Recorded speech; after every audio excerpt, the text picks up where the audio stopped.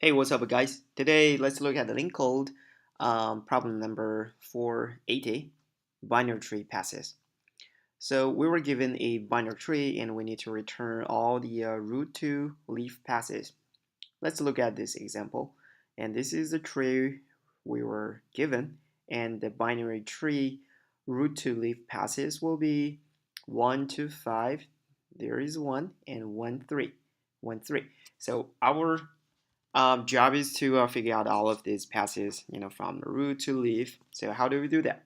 And let's look for the keywords. First thing is that binary tree. We know that a tree, the structure is always symmetric, so we can use divide and conquer, right? In most cases. And second thing is that we need to find all the root to leaf passes. So this is a search problem. And what kind of search? When it comes to the search, we have Dfs Search, we have Dfs Search. So what kind of search we're looking for? Usually it is, we're going to just use Dfs Search in this problem because, for example, we started with this root. We always just go deep first, go deeper until we meet the leaf node. Then we just backtracking to 2, backtracking to 1, and we try different approaches, different subtree. We go left, we go right. So that's the two strategies we'll be using. The first one is divide and conquer, and second one is Dfs Search. Okay, so let's look at the code to see how it is written. Binary tree passes, this is the entrance, and we were given a root. And first, we're going to just check the parameter to see if this root is null or empty. If it is just null or empty, we just return empty list. We don't do anything. And then we initialize a root to leaf passes, which is a list. Actually, this is a list of the lists. And in this list, it contains a list of lists. It's like this 1, 2, 5, 1, 3. So it is the list of the lists. Then we'll call a function called Dfs. We'll be talking about this later.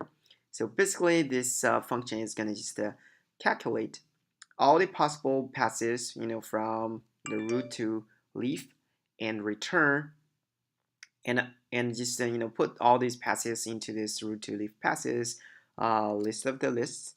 And once this is done, we'll get our answers, and we just return our answers. But before we return, we just use this dash arrow, this string to join each passes to make them look like this. All right, so now let's look at our core part, the Dfs search. So first we give a definition about this Dfs search. The Dfs is gonna calculate the root to leaf passes in a given tree node.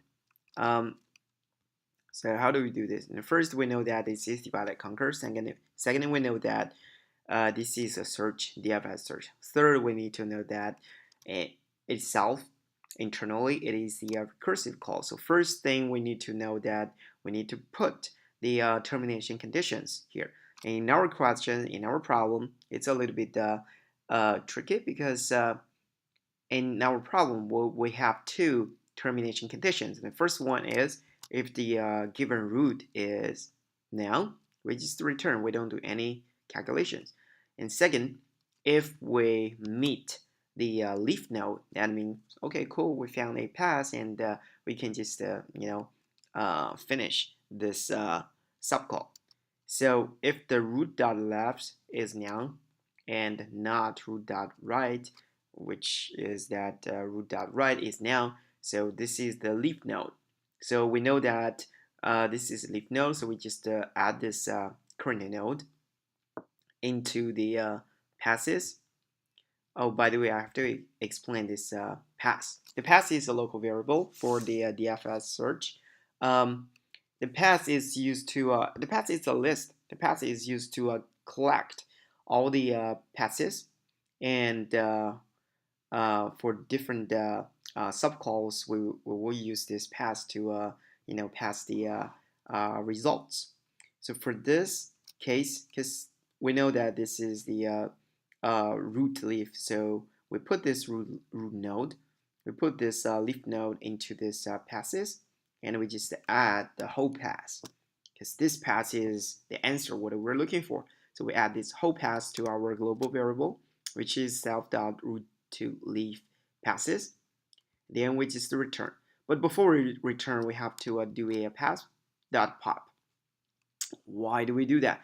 Actually, it is because that we have to do the backtracking, backtracing. We call it backtracing. So when do we have to do the backtracing? First, backtracing is, you have to understand the backtracing concept. Backtracing means that we changed something, we did something in this subcall, but before we return to our caller, we're gonna just recover everything, because the Dfs Search calls is always like we look for the answers in different trees branches. We modify some local variables, and after we've done that, we just recover back, because we try 8 different options.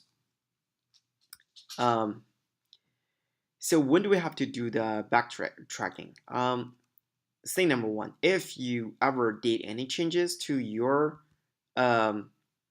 local variables, then before you return, you have to do the backtracking, because you have to make sure that your caller has the same local variables as they pass it down to the next level. And basically, the next level cannot change the local variables from the upper level. So that's the rules. Okay. So if this is not leaf node, what are we gonna do? We're gonna just put this pass into our local variables passes, and we go search in the left node by recursive calling ourselves Dfs. And then after we search all the answers in the left node, then we're gonna try to search the answers in the right node. And again, so once we search all the answers for current tree, and because we modified something of this local variables here, actually we just append ourselves into this local variables, so we're gonna have to do a pop before we return.